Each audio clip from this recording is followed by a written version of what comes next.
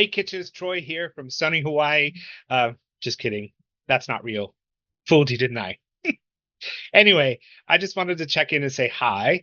I'm going to be trying in the future to do some regular vlogging and checking in and giving you some behind the scenes stuff about what's going on in the world of Troy, Kristoffer with a K double F.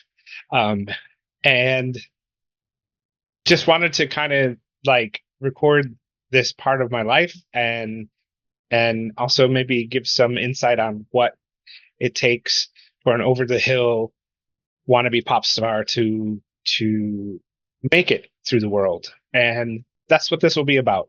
And if I put it out there that I'm going to do it, then I am accountable and I have to do it or I will look like a fool. Anyway, so what has happened this month? This last month has been kind of like crazy for me. As many of you might know, I performed on the main stage with my biggest show ever at Riverside Pride, and it was an amazing show.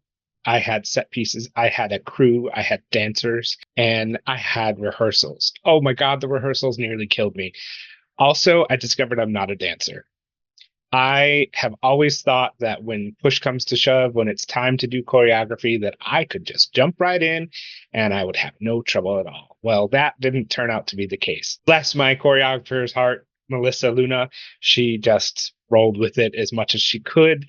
And once I got on stage, anything that I had picked up kind of went out the window. And that is something I need to work on. I know that in the past, when I get up on stage, I sort of check out. I think I may have discovered what disassociation might feel like, although it's not as traumatic as most people's disassociation can be. But I have always noticed that if I get up on stage and I just sort of get into this trance where I don't have a lot of consciousness of what's going on and don't have much memory of what happened.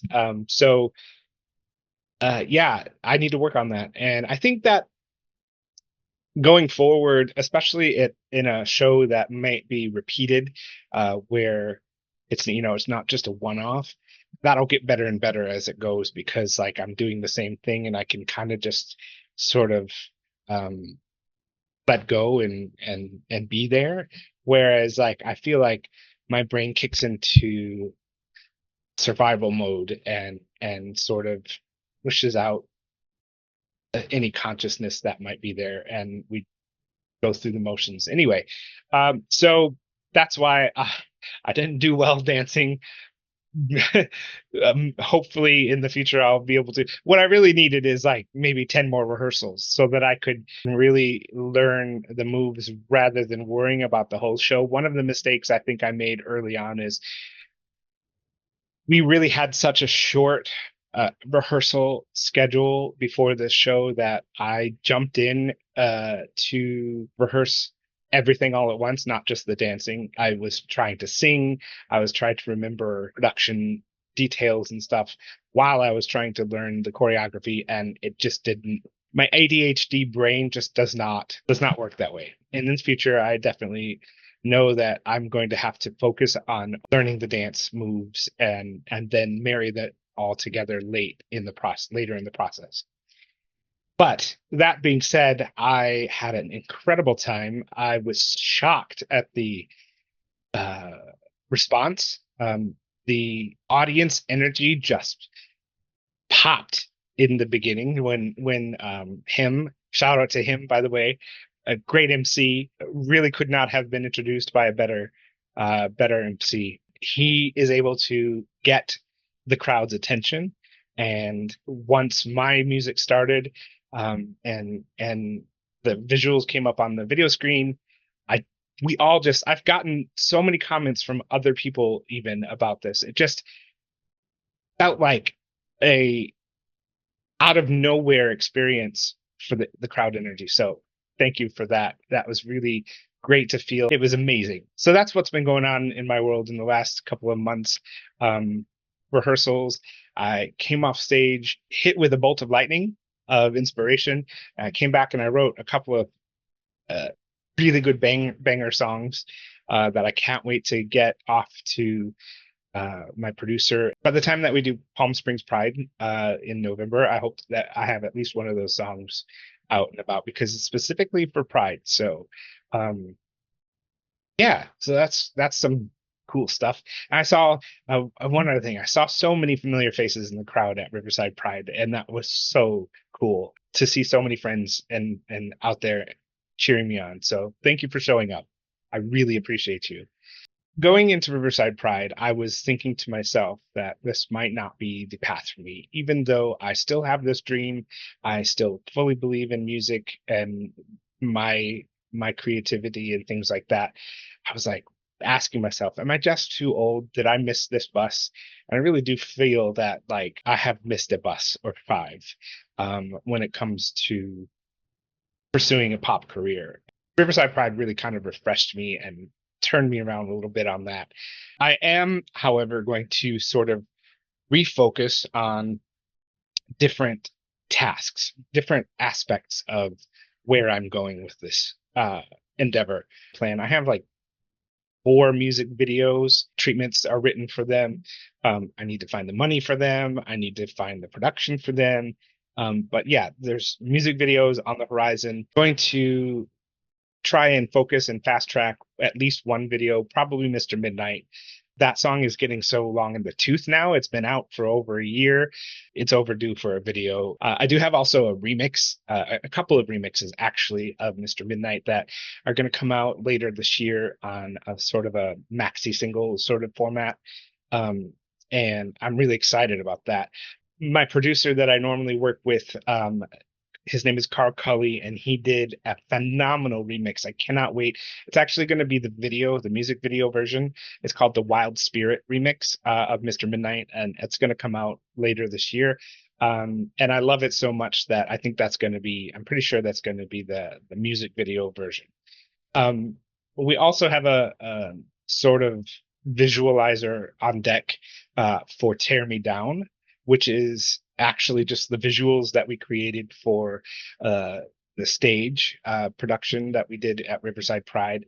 Turned out to be that the segment for that song makes a great music video. It almost looks like a real music video.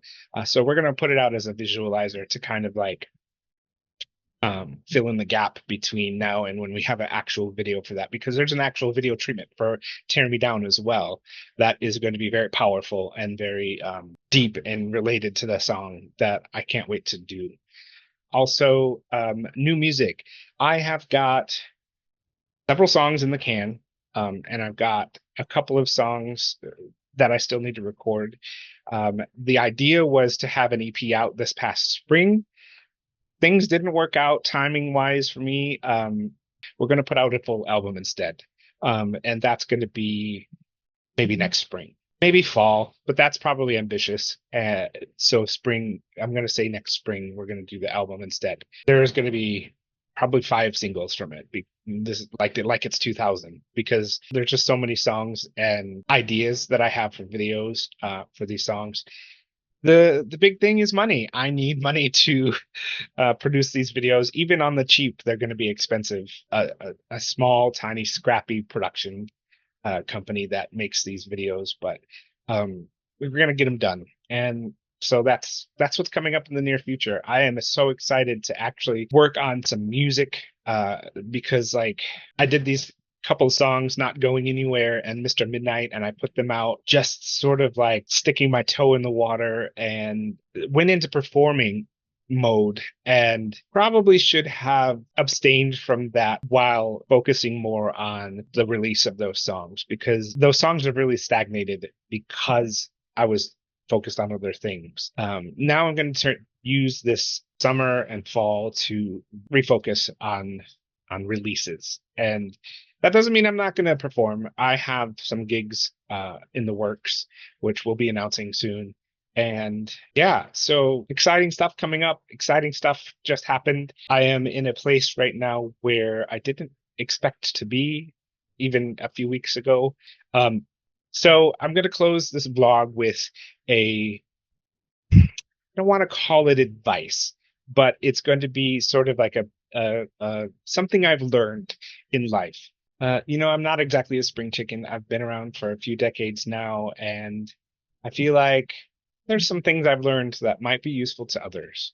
One thing I've learned is you've got to just do it. Don't focus on perfection. There's a saying, something along the lines of perfection is the enemy of progress, meaning that if you wait for everything to be perfect, it's never going to happen and you're never going to be ready. Get something out. In the creative field, really, your soul is begging for you to create something and put something into the world, whether it's for commercial gain or not. It could be just for your own satisfaction, which is the most important, by the way. That's a whole nother lesson. But put it out, put something out, get something done, not the whole thing, and just start. Uh, there is a vlog that I love, Tony and Ryan, and they have created the catchphrase, just start the effing blog, meaning don't wait until it's polished and ready. Start the blog, start that uphill trek. You'll get a head start on progress. When the hard work actually hits, you'll be ahead. So if you're a musician, if you're a writer, write a short story, put it out. If you're a musician, write a song, make a demo, put it on SoundCloud.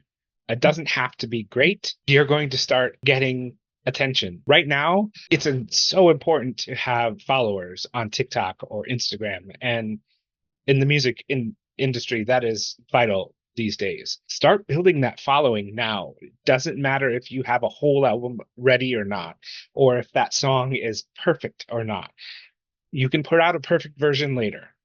Put out something that shows your talent and get it out to the world. Don't hesitate, because if you do, you'll be like me, 50 years old and putting out your first song when you should have done it 25 years ago and missing 5 buses in the meantime. So don't wait.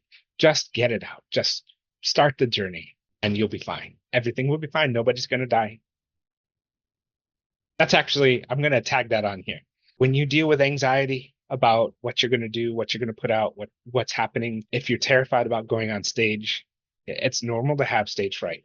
I definitely believe that if you don't have some level of stage fright, then you just don't care and it's going to be terrible. But if it's overwhelming, mantra is it's all going to be fine. Just have fun. Nobody's going to die. You don't need survival mode for this. You just need to have fun and spread joy.